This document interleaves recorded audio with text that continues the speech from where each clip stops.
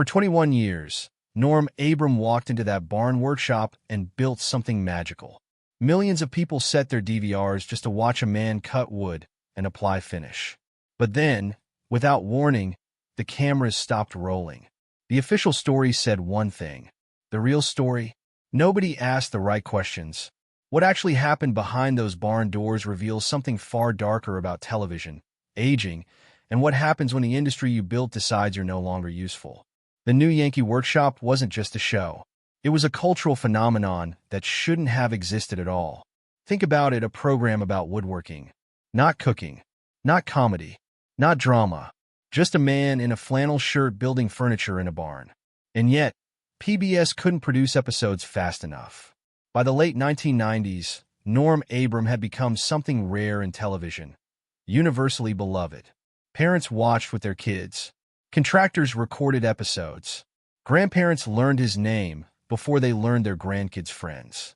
The show ran for 21 seasons. 2,144 episodes. That's not a series. That's a lifestyle. But here's what most people don't understand. Norm wasn't just the host. He was the reason anyone watched it all. The show had almost no budget compared to other television programs. The set was literally a barn. The projects were simple. The camera work was basic.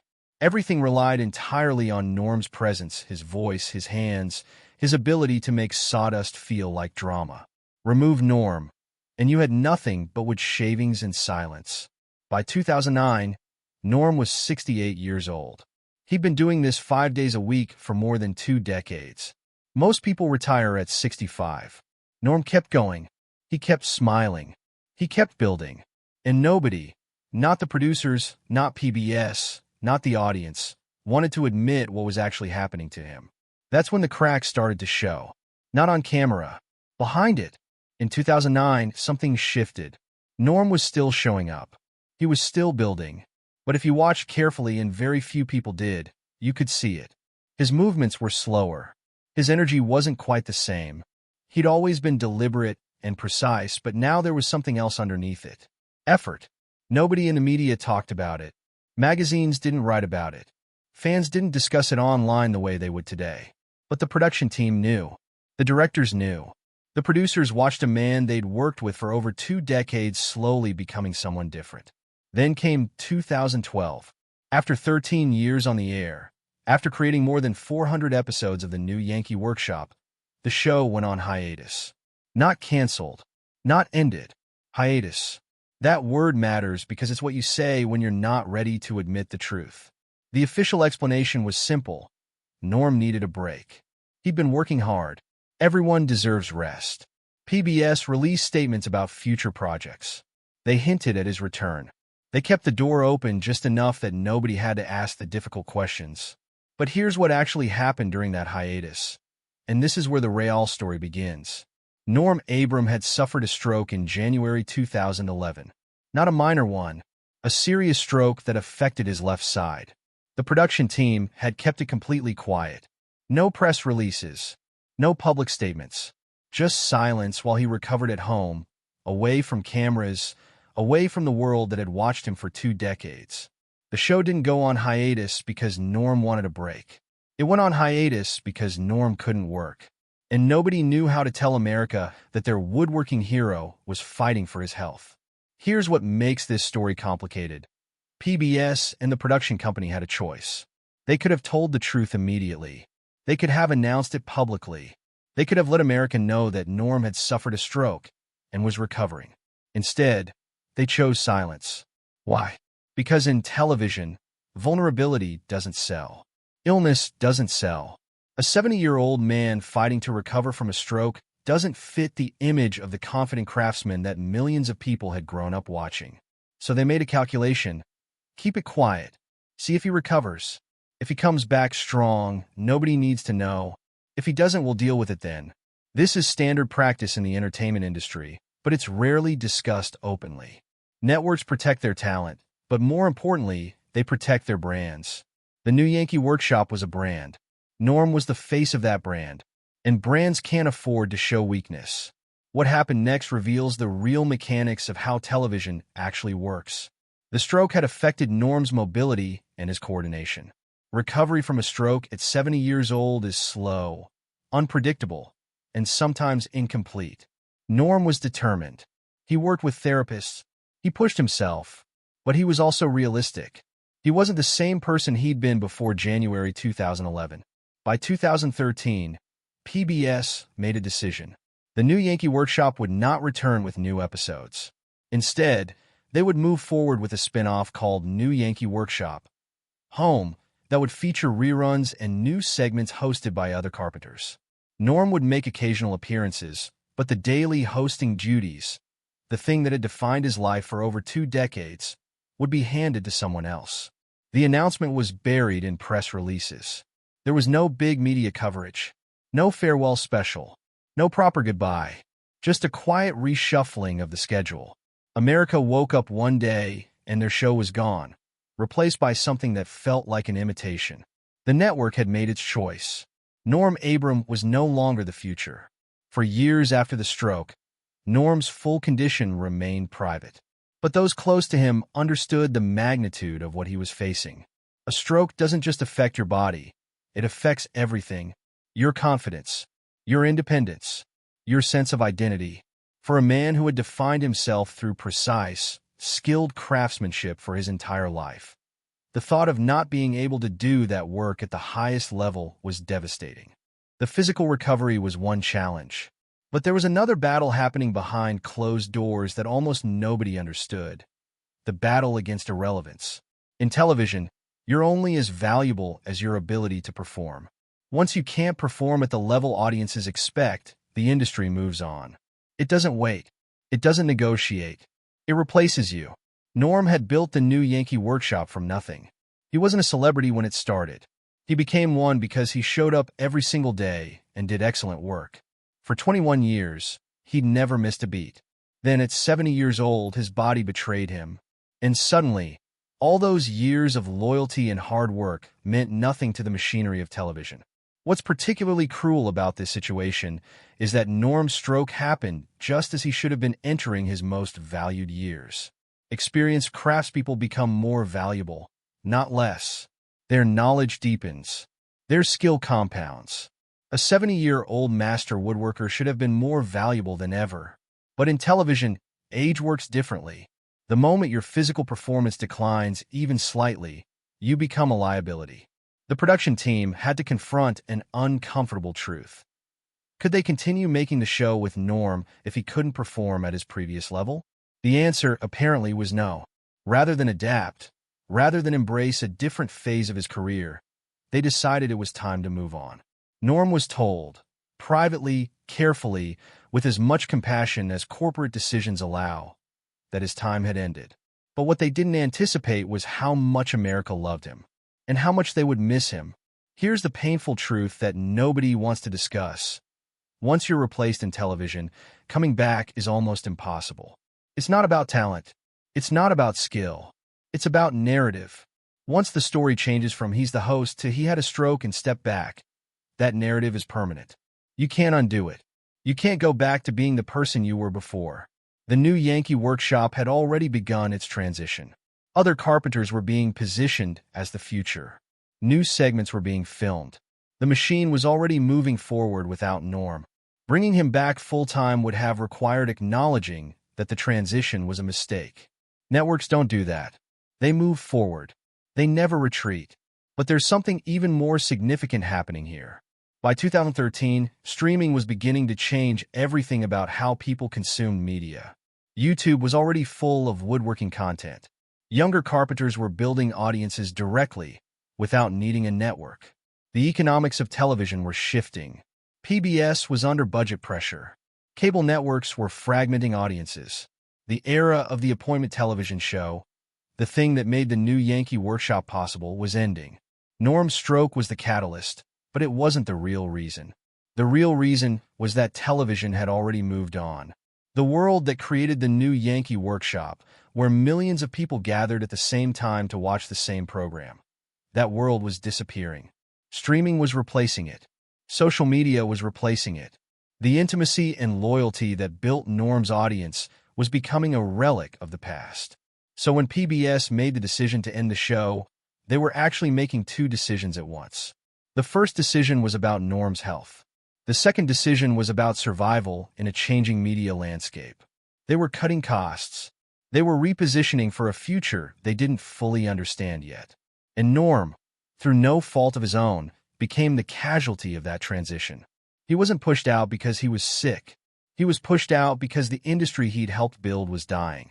When PBS announced that the new Yankee workshop would continue without Norm, or rather, with a rotating cast of other woodworkers, something unexpected happened. Fans didn't celebrate the new direction. They didn't embrace the fresh talent.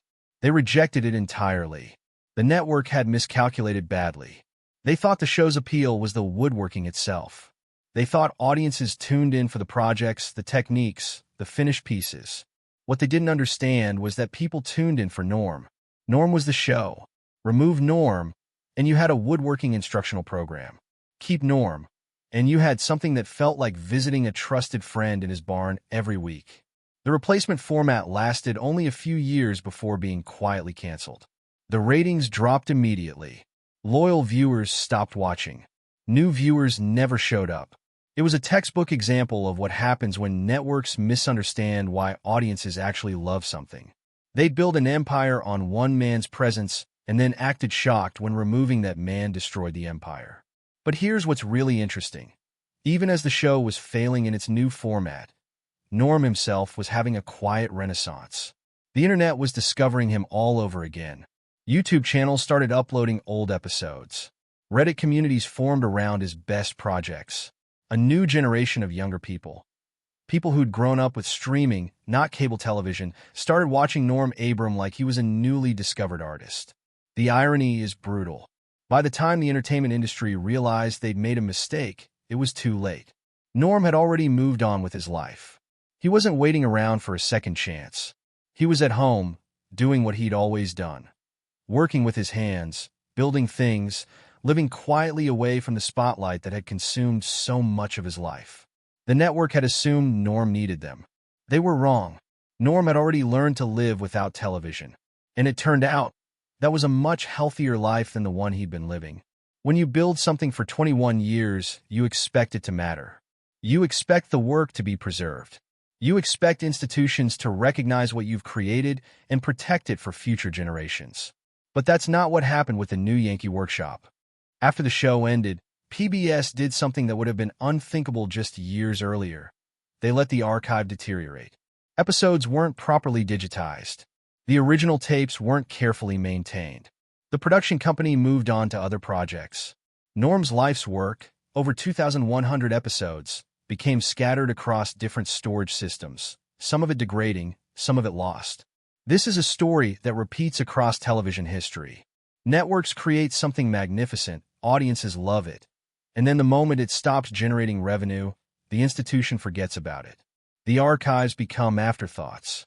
The preservation work, the unglamorous, expensive work of actually maintaining cultural artifacts, doesn't happen because there's no profit in it. What's particularly tragic is that Norm's work had genuine educational value. Those episodes weren't just entertainment. They were master classes in craftsmanship. They showed techniques and approaches that are disappearing from American culture. Young people who wanted to learn woodworking could have studied Norm's methods directly. Instead, the material was scattered, difficult to access, and treated like it belonged in a storage facility rather than a library. The internet eventually solved this problem, but not because PBS cared. Fan communities created archives. YouTube channels uploaded episodes. People who loved Norm took on the responsibility that institutions should have shouldered from the beginning. Norm's legacy was saved not by the industry that created it, but by the audience that loved it. This reveals something uncomfortable about how entertainment industries actually work. They don't preserve culture. They extract value and move on. Artists aren't celebrated for their contributions. They're exploited for their utility. Once that utility ends, they're discarded.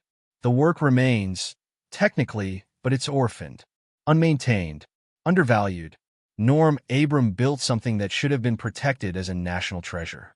Instead, it was treated like yesterday's ratings report. After the new Yankee workshop ended, Norm Abram didn't fade away gracefully into a well-deserved retirement. He did something much more interesting. He disappeared almost entirely from public view. No reality show comeback. No celebrity circuit. No attempts to revive his career or chase relevance. He simply stepped away. What happened next is the part of this story that actually matters most. Norm went home to New Hampshire. He went back to his real workshop, not the one with cameras and producers and schedules, but his actual barn where he'd been building things long before television existed. He spent time with his family. He recovered from his stroke as fully as he could. And he went back to doing what he'd always loved, building furniture. Here's what the entertainment industry will never understand. For Norm, television was never the point. Television was the vehicle. The actual joy, the real fulfillment, came from the work itself, from selecting wood, from planning a project, from the satisfaction of creating something beautiful and useful with your own hands. That satisfaction doesn't depend on cameras or ratings or network executives validating your worth. The stroke had scared him.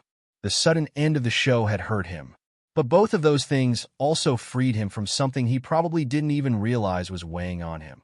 The constant pressure to perform, to be perfect, to be on for an audience that had grown to expect him to be invincible. In the years after the show ended, Norm built for himself again. He mentored younger woodworkers. He lived a life that was private and real and unmeasurable by television metrics. He discovered something that most people only understand in hindsight. Being loved by millions of people on a screen is not the same as being fulfilled. Norm Abram's real life, the one nobody filmed, the one that didn't make ratings reports, turned out to be far richer than the version America got to watch. He'd spent 21 years giving his talent to an industry that ultimately didn't value him. The years after? Those were for him. The real reason the new Yankee workshop ended isn't actually about Norm's stroke, though that was the immediate trigger. It's not really about ratings or budget cuts or network decisions, though all of those things were real. The real reason is something much larger. It's about what happens when we build our entire culture around the performance of individual people and then act surprised when those people age, get sick, or simply want to live their lives. We've created an entertainment system that demands constant, perfect performance. We celebrate people who dedicate themselves entirely to their craft. We reward them with fame and influence. And then, the moment their body betrays them or their energy shifts, we replace them. We move on. We find someone younger, someone faster, someone more relevant. We act like this is just how the world works, when actually, it's a choice we're making collectively every single day. Norm Abram represented something that's almost extinct now: mastery. Real, deep mastery earned over decades of consistent work. He wasn't famous because he was young or beautiful or controversial. He was famous because he was genuinely excellent at something and he showed up to do it with integrity for 21 years straight. That kind of value used to be revered. Now it's disposable. The new Yankee workshop ended because we live in a culture that doesn't know how to honor people after their peak usefulness has passed. We don't have systems for transition, for mentorship, for graceful evolution. We just have replacement. We have the next thing. We have the algorithm pushing us toward whatever's new. But something unexpected happened. Years after the show ended, after streaming made everything available forever, people rediscovered Norm. Not because he was trending, not because a network promoted him, but because his work was genuinely good.